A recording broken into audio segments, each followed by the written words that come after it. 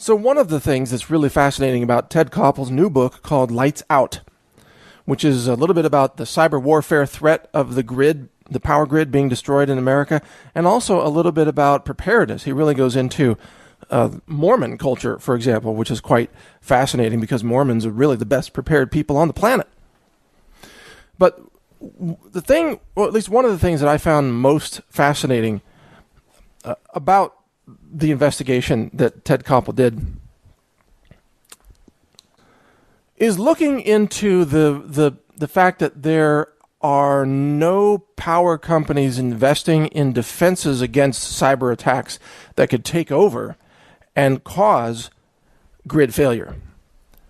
And when I say no, that's qualified. There might be, actually in his book, Ted Koppel says that the larger companies, the big ones, are doing some things for cyber defense, but everybody else isn't because it's not profitable to do so. It's too expensive to invest in retrofitting existing systems, for example. It's too expensive and there's no immediate payoff. Look at the economics of this and you'll understand why America's power grid is so vulnerable to cyber attacks from China or Russia or North Korea or even, let's say, a group of hackers that wants to bring the grid down. They call it a fire sale. Everything goes. So the economics tell the truth. The economics are that the industry of generating and delivering electricity is largely a private industry in the United States. These are private companies that are delivering electricity for profit. And therefore, it is a competitive marketplace. So electricity costs per kilowatt hour are competitive. And if a company cannot deliver those kilowatt hours economically enough or affordably enough, then they are going to lose their business and be out of business. So there's a lot of price pressure. Well, how do you keep price low enough to compete in the industry? The answer is you don't expend money on things that don't have an immediate return on investment. And retrofitting your systems to protect against cyber attacks has no immediate return on investment. So defending your company, if you own an electric company, defending your company against China is not something that earns you more money next quarter or even next year. It might prevent your company from being hacked in 5 or 10 years, but there's no profit in it.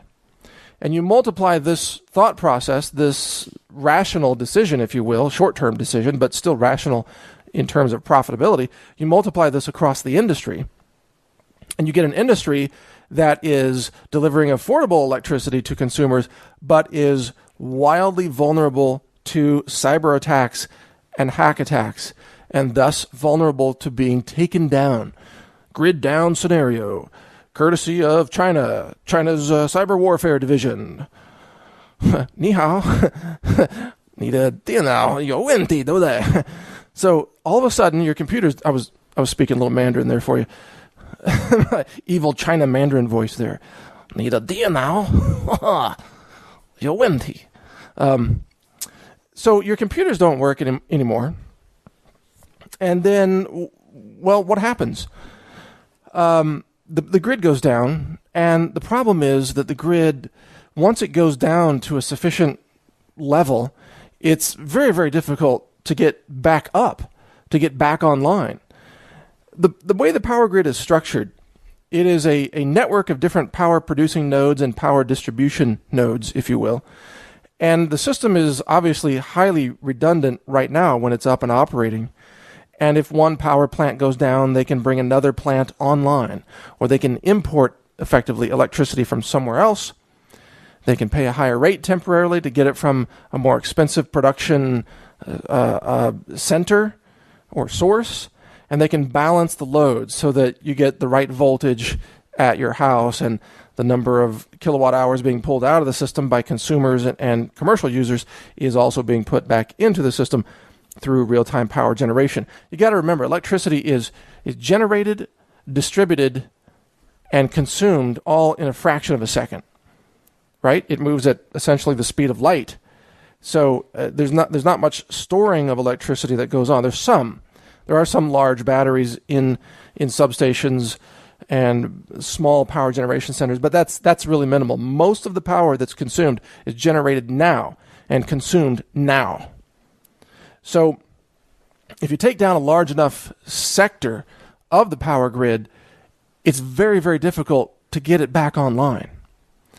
And as Ted Koppel documents in his book, if you damage some of the key components, such as what he calls the LPTs, the large power transformers, damaging these components will require literally years to replace them. These LPTs, and this is fascinating. I didn't even know this myself, and I've studied this topic, but LPTs are very, very large. They weigh hundreds of thousands of pounds. They can't even be transported on normal railway cars. They have to be loaded onto special cars, special railroad cars that are ruggedized, heavy-duty railroad cars to be able to carry the enormous weight of these things. And by the way, they take about a year to manufacture. Just to get one of them takes about a year, and they come from overseas. Imagine that. So here's the shocking thing. Many of these LPTs, large power transformers, they can be blown out by an EMP weapon or EMP attack, and they can be critically damaged to the point where they're not usable anymore and they have to be replaced. Well, many of them were installed when railroad tracks used to go to those power plants, but those tracks no longer exist. You got that? So maybe this LPT was installed in, let's say, Seattle, Washington in 1982, and there was a railway going to the building where they pulled that sucker in there and they installed it with big, heavy cranes, right? Because it weighs hundreds of thousands of pounds. Well, since then, that railway has been ripped up and replaced with, let's say, suburban housing. So now the only way to replace the LPT is to basically tear down a bunch of houses to get to it. Now, that's just an example. I'm not saying that Seattle has that situation. I don't know.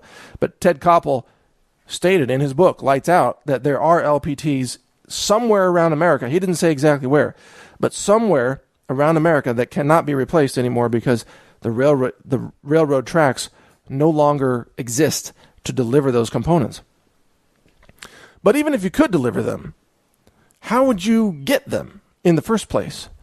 Let's say there's a grid down scenario, lights out, EMP attack, the entire national power grid goes down. You'd have to replace hundreds of these LPTs, and the wait time right now is about a year to get one. Now, maybe if they increase capacity, they could produce one every 3 months, let's say. Let's say they could do 4 a year.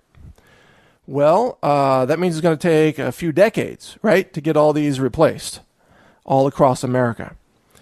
Well, what do you do in the meantime? Ride a power-generating bicycle?